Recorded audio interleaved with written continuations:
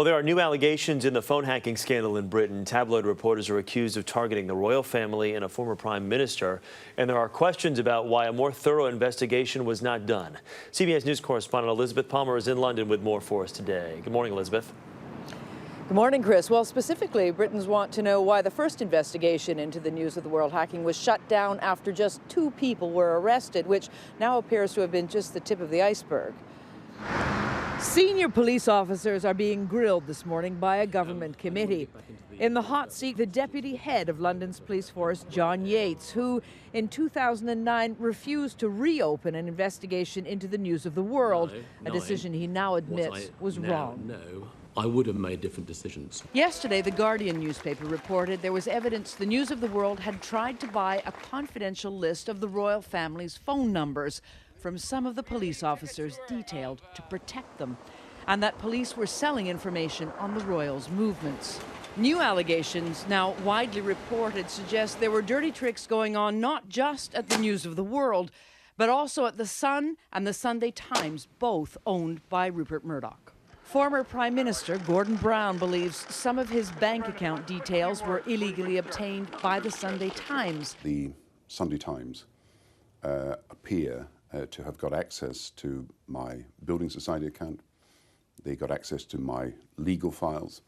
But I'm shocked. I'm genuinely shocked to find that this happened because of their links with criminals. And he was shattered to learn the Sun was going public with news that his baby son had cystic fibrosis, something the family had kept strictly confidential. The person who told the Browns that the Sun would run a story on their baby's illness was Rebekah Brooks. At the time, the editor of the Sun newspaper. She's now Rupert Murdoch's British CEO and is herself to be questioned by police. John Yates, the officer you saw earlier on in my report, has just told the committee that he's 99% sure his phone was hacked, which shows that police investigating the News of the World were themselves not immune. Chris? Well, I tell you, this story grows more and more every day. CBS's Elizabeth Palmer for us in London. Elizabeth, thank you very much. Like I said, there's so much more to talk about. We're joined now by Steve Hewlett, who is a media analyst in London for us this morning. Mr. Hewlett, good to have you with us here this morning. According to Elizabeth's report there, it claims that the former Prime Minister Gordon Brown and the Queen, both victims of this hacking, and Rupert Murdoch's newspapers. What's the latest on both sides of this story? Well, the thing is, it's going from bad to worse for News International. In fairness, the latest revelations about Gordon Brown are not hacking, which was about illegally accessing voicemail boxes on mobile phones. This is a result of what's known as blagging. Blagging is where information is obtained by deception, sometimes illegally, sometimes not. The Information Commissioner in the UK produced a report in 2006, in fairness News International, which pointed out that almost every UK newspaper, including The Observer, part of the Guardian media group, that they'd all been at it, securing the services of private detectives who did this kind of work.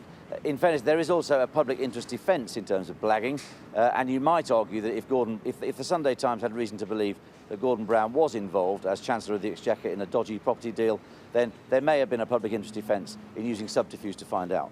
In terms of the access to his son's medical records, that of course is an absolute disgrace and illegal under any circumstances. Well, especially with Rebekah Brooks, who is really on the hot seat right now and under fire, seems to be supported by Rupert Murdoch at this point. But when she's calling the Prime Minister at the point and saying that, look, we've got this information on your son who's got cystic fibrosis, how much heat is on her? What's going to happen with her?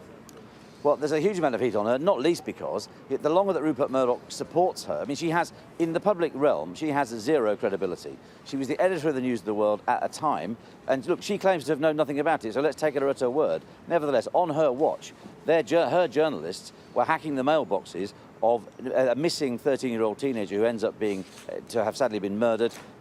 All sorts of people are having their mailboxes hacked, and she claims to know nothing about it. So on her watch it happened.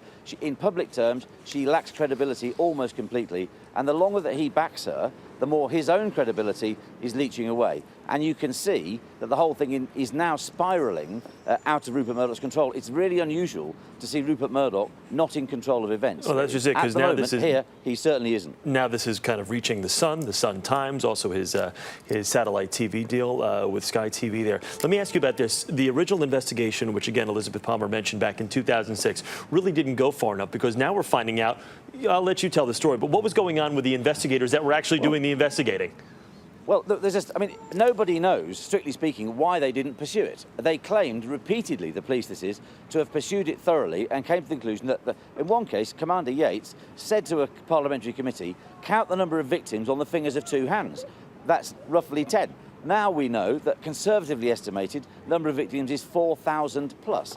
Nobody really knows why that happened. Hopefully we'll find out. But the suspicion is, because look at this morning's New York Times, they say that the top 5 officers involved in the hacking inquiry itself were themselves being hacked by the News of the World. Unbelievable. Steve, thank you very much for taking the time and talking with us this morning. We look forward to talking with you again. This story is not going away. Thanks so much.